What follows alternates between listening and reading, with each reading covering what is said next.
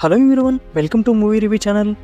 చాలా రోజుల తర్వాత మళ్ళీ వీడియో అప్లోడ్ చేయడం జరుగుతుంది. ఎందుకంటే మధ్యలో ఐపీఎల్ ఉండడం వల్ల మనకి వ్యూస్ అనేది రావడం తగ్గిపోతుందనే ఉద్దేశంతో వీడియోస్ అనేది చేయలేదు. మళ్ళీ ఇప్పటి నుంచి కంటిన్యూగా వీడియోస్ అనేది చేయడం జరుగుతుంది.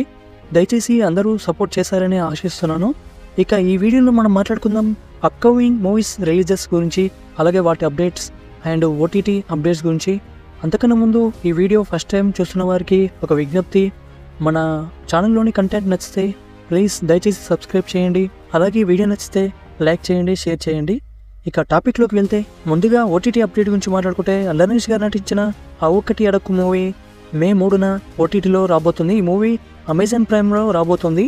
అలాగే అప్కమింగ్ మూవీస్ గురించి మాట్లాడుకుంటే, శర్వానంద్ గారు నటించిన కొత్త చిత్రం మనమే మూవీ జూన్ 6న మన ముందుకు రాబోతుంది. అలాగే ముందుగా జూన్ 7న కాజల్ గారు నటించిన సత్యభామ మూవీ, అలాగే హరం హొర సినిమా రిలీజ్ అవుతున్నాయి.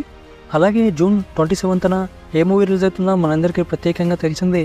అది మన ప్రభాస్ గారి వరల్డ్ వైడ్ మూవీ కల్కి 2898 AD మూవీ. అలాగే ఆ తర్వాత నెల జూలై 12న కమల్ హాసన్ గారు నటించిన భారతీయుడు 2. అలాగే ఆ తర్వాత నెలలో ఆగస్టు 15న పుష్ప 2 వస్తుంది. అలాగే అదే నెలలో నాని గారు నటించిన సరిపోదే శనివారం మూవీ వస్తుంది. అలాగే సెప్టెంబర్ 5న ది గోట్ వస్తుంది. అలాగే 6న సుందరకాండ అనే మూవీ వస్తుంది. ఇక సెప్టెంబర్ 27న పవన్ కళ్యాణ్ గారు నటించిన ఓజీ మూవీ రిలీజ్ అవుతుంది.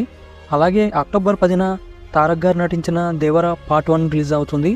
అలాగే డిసెంబర్లో చూసుకుంటే నితిన్ గారు నటించిన రాబిన్ హుడ్ మూవీ, అలాగే నాగ చైతన్య గారు నటించిన తండేల్ మూవీస్ రాబోతున్నాయి. అలాగే ఇదే ఇయర్లో ఇంకొన్ని మూవీస్ కూడా ఉన్నాయి, కానీ ఇంకా అవి రిలీజ్ డేట్ అనేది ప్రకటించలేదు.